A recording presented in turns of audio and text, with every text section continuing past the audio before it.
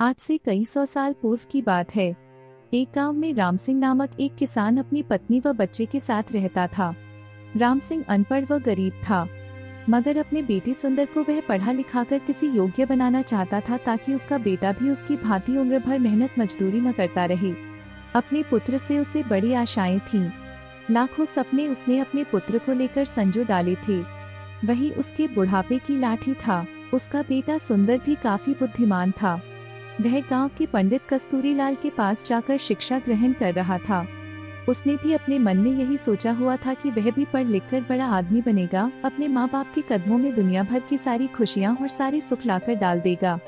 इंसान यदि किसी लक्ष्य को निर्धारित कर ले और सच्चे मन से उसे पाने का प्रयास करे तो वह उसमें सफलता प्राप्त कर ही लेता है।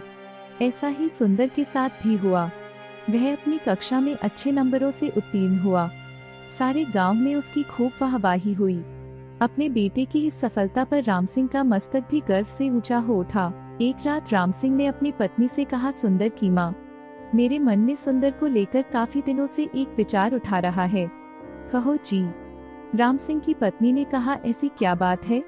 क्या सुंदर की शादी ब्याह का विचार बनाया है?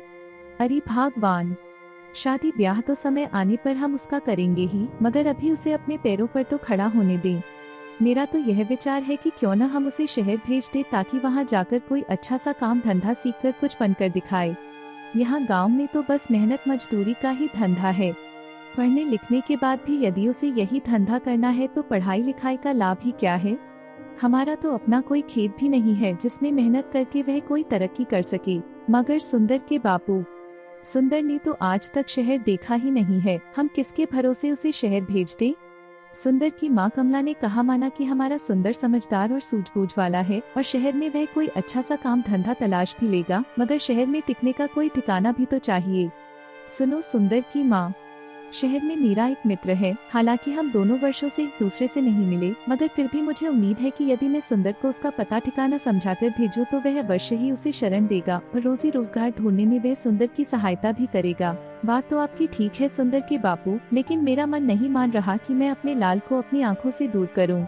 ऐसा तुम अपनी ममता के हाथों मजबूर होकर कह रही हो, मगर दिल से तो तुम भी यही चाहती हो कि हमारा बेटा तरक्की करे। इसलिए दिल को मजबूत बनाओ। सुंदर शहर जाकर कुछ बन गया तो हमारा बुढ़ापा भी सुख से गुजरेगा। और इस प्रकार राम सिंह ने अपनी पत्नी को समझा बुझाकर सुंदर को शहर भेजने के लिए राजी कर लिया। उसी शाम सुंदर जब अपने यार दोस्तों के साथ खेल कूद कर घर वापस आया तो राम सिंह ने बड़े प्यार से अपने पास बैठाया और अपने मन की बात बता दी। सुंदर यह जानकर बहुत खुश हुआ कि उसका बापू उसे शहर भेजना चाहता है। वास्तव में सुंदर भी यही चाहता था कि वह किसी प्रकार शहर चला जाए और वहाँ कोई ऐसा काम धंधा करे जिससे उसका परिवार सदा सदा के लिए गरीबी से छुटकारा पाकर सुख भोगे। अतः पिता का प्रस्ताव पाकर वह बड़ा खुश हुआ और बोला, पिताजी, चाहता तो मैं भी यही था कि पढ़ लिख कर शहर जाऊं और अच्छी सी नौकरी करके घर की कमाई में आपका हाथ बटाऊं, मगर कहीं आप मुझे शहर भेजने से इनकार न कर दें। यही सोचकर मैंने आपसे अपने मन की बात नहीं कही। मगर अब जब आप स्वयं ही मुझे शहर भेजने के इच्छुक हैं तो इससे अधिक खुशी की बात मेरे लिए भला और क्या हो सकती है। मैं अवश्य ही शहर जाऊंगा। और इस प्रकार दूसरे ही दिन राम सिंह ने उसे दीन दुनिया की ऊंच नीच समझाई और अपने मित्र का पता देकर शहर के लिए विदा कर दिया।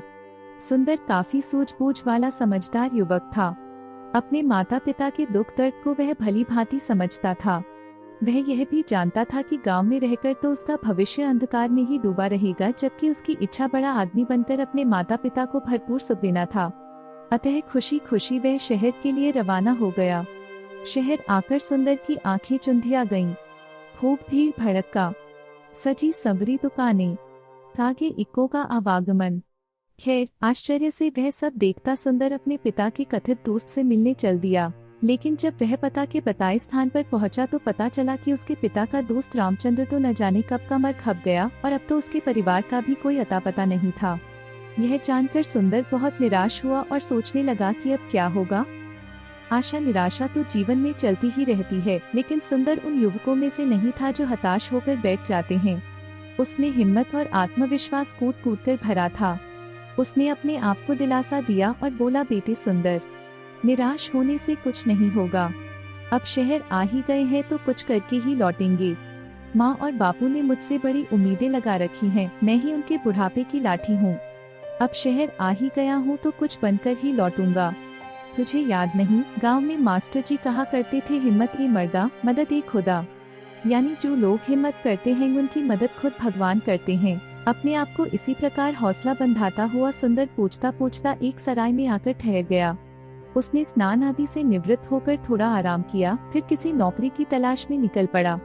वह जहाँ भी नौकरी मांगने जाता, दुकानदार उसके बातचीत करने के ढंग और उसकी सूझबूझ से प्रभावित तो होता, किंतु कोई जान पहचान न होने के कारण उसे नौकरी नहीं मिल पाती थी। इसी प्रकार कई दिन गुजर गए। सुंदर गांव से अपने साथ जो रुपया पैसा लेकर आया था वह भी लगभग समाप्त होने को था। अब तो सचमुच सुंदर को चिंताओं ने आ घेरा। वह सोचने लगा कि काश शहर में उसकी कोई जानकारी होती तो अवश्य ही उसे कोई नौकरी मिल जाती। एक दिन की बात है, सुंदर थक हार कर एक पेड़ के नीचे बैठा मौजूदा स्थिति के विषय में सोच रहा था। उससे कुछ ही दूरी पर राज कर्मचारी पेड़ की ठंडी छांव में बैठे गपशप कर रहे थे। अनमना सा सुंदर उनकी बातें सुनने लगा। एक दूसरे से कह रहा था, कुछ भी कह भाई रामवीर, तू है बड़ा नसीब वाला। हम दोनों साथ साथ ही राजदरबार की सेवा में आए थे, मगर तू तरक्की करके राजा जी का खजांची बन गया और मैं रहा सिपाही का सिपाही। इसे कहते हैं तकदीर।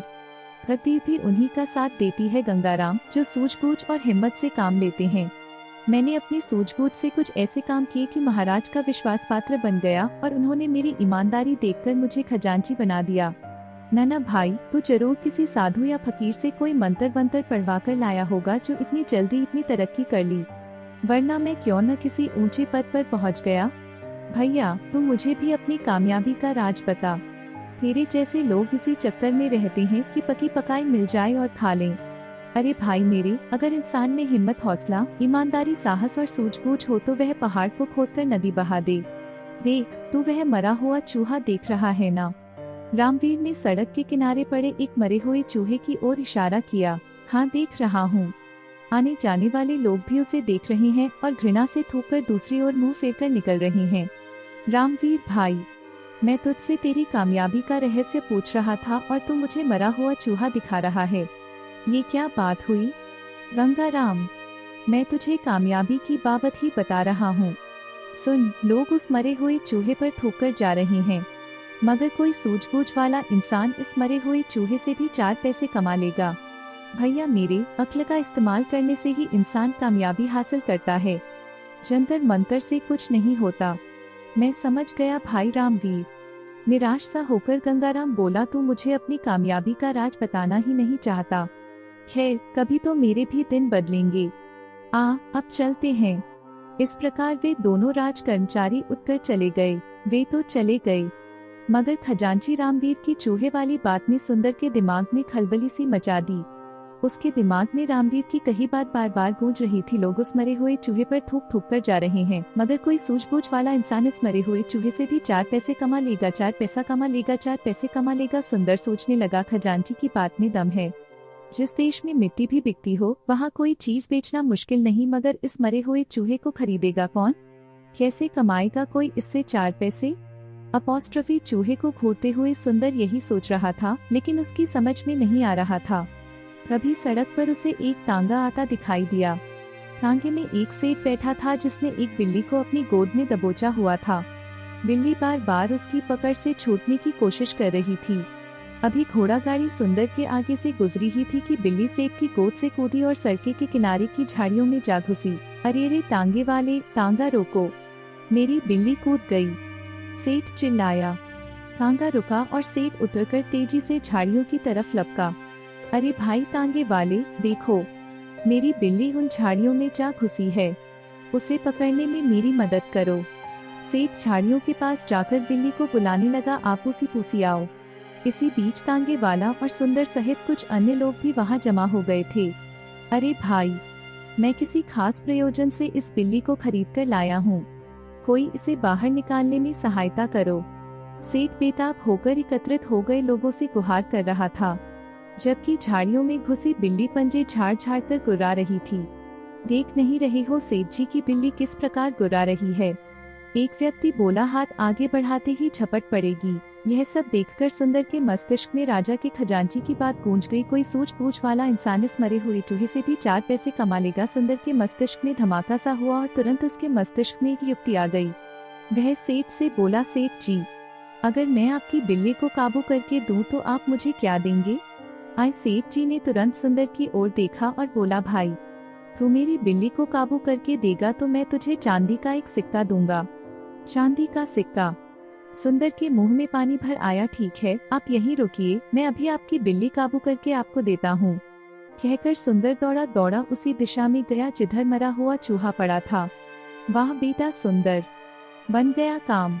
उस खजांची ने ठीक ही कहा था कि यदि सूझबूझ से काम लिया जाए तो इस मरे हुए चूहे से भी 4 पैसे कमाए जा सकते हैं। सुंदर के मस्तिष्क में धमाका सा हुआ और तुरंत उसके मस्तिष्क में एक युक्ति आ गई।